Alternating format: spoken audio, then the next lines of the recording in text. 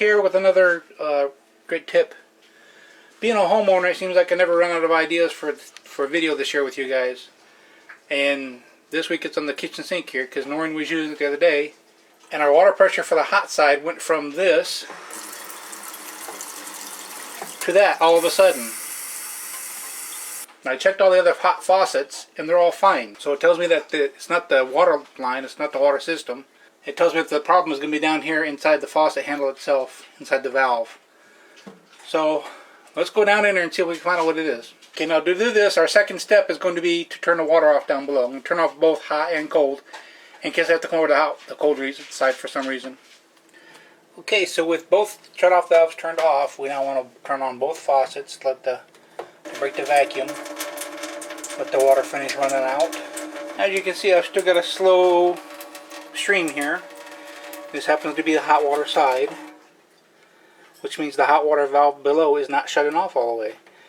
I've got it cranked back as far as I can. I can't go any further and it's still running. So what we're going to do is go to the water heater and shut the valve off out there. At the water heater, I used to have a shut-off valve on the hot side, which we just had this replaced last year, and they didn't put the valve back on the hot side, so just on the cold side. So we're going to shut that off and see if that does it, see if that works. Now since this problem is on my hot water side, and I don't have a hot water shut off to the house, I had to do something a little different. If it was on the cold side, it'd be no problem. I just shut the cold water off to the house and it'd be no problem. But it's on the hot side, so I had to shut the cold water supply off at the water heater, drain all the hot water out of the water heater to get the pressure off, which means open up your hot water taps until they run cold. Come back out here, shut the water off to the water heater, so there's no water going to it, there's no water coming out of it anymore. So a little bit more involved. So we had to go into the abyss. There's two abysses in the house. One is under your sink, and the other one is behind the toilet on the floor. That's always used to scare the hell out of me when I was a little kid. I don't know why, but to me that's still the abyss. The other abyss. So let's go ahead and start taking this off. You can see we have the hose fitting up here, and then down below it's soldered onto the pipe. I don't really have that much soldering experience, but so what I'm going to have to do is cut this valve off down below, and we could use compression fittings for the valve when we replace it. So we'll show you how we do that. Okay, we got the hose off. Got a little container here to catch the water that's going to come out, because you know there's going to be water. I just want to tell you, when you're taking these hoses off, you want to hold the bottom part of the valve with some pliers or something before you start cranking up here on the nut, so you don't twist the whole thing. And then twist your copper pipe down here in half. And that's a whole nother big headache. Okay, so next thing you do is go get my pipe cutter and cut this valve out. Okay, so I got the little mini pipe cutter here. It's perfect for the little tight situations. I'm hoping this will work. Okay, once you get it tight now on here, so give it a couple of turns.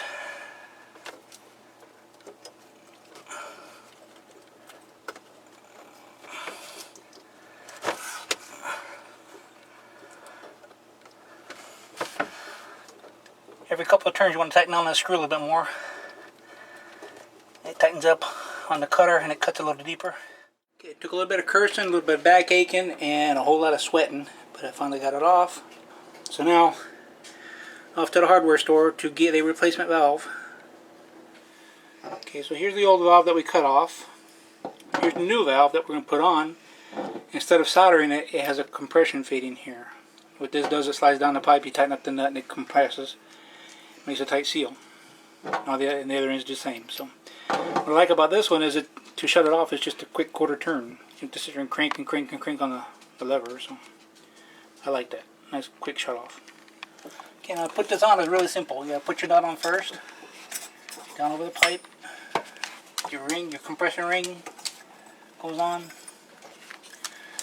Then the valve. Bring this back up and start tightening it down.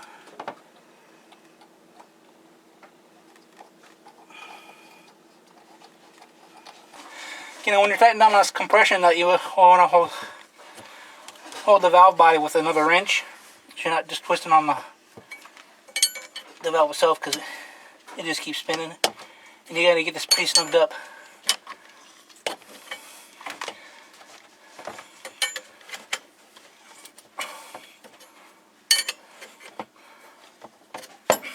Okay, once it gets pretty tight, just go another quarter turn to get that compression sleeve to seat. And we should be good to go. And just connect your water line back up to the valve here. Again, hold the valve itself while you're tightening down the nut. This one doesn't have to go as tight, so you can just hold the valve with pliers. Just get it good and snug. Don't over tighten, because you'll ruin the seal in there. And then we'll go turn the thing back on. Okay, got the water valve replaced under the sink, the shutoff valve. Turn the water back on, and you can see cold side's got plenty of water pressure, volume behind it. But the hot side, still just a little trickle. So yeah, we still need to go down inside the valve and see what's wrong. So let's go do that.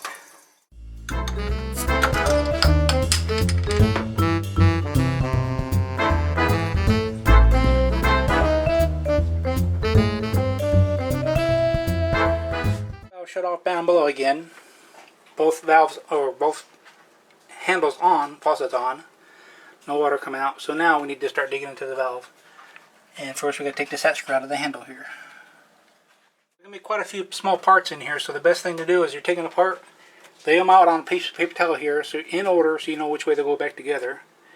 And with my clumsy fingers, I went ahead and put a strainer down here in the drain, just so I don't drop something down there. And same thing over here, because I'll drop one down there too. And that's a whole nother problem. If you drop something down there, you could go after it. So don't want to do that. You know, just loosen up the set screw, but don't take it all the way out, because you don't have to. And the handle should come right off. Okay, no, my cameraman's in the way. Now I'm hoping I can repair this valve without taking the whole faucet assembly out. That's just more of a headache to deal with. So we'll get the handle off. There's a nut here we're taking off.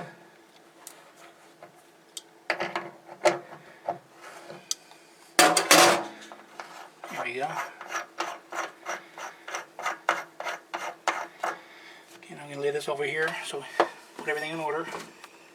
Okay, now I had to get some pliers to grab this, but you're going to get some water a little bit, just because there's still water in the pipes. I'm going to pull this out.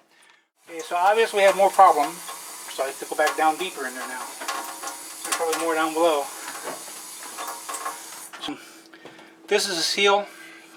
It used to be rubber, but the chlorine eats it away and it deteriorates, and it basically turns it into like charcoal.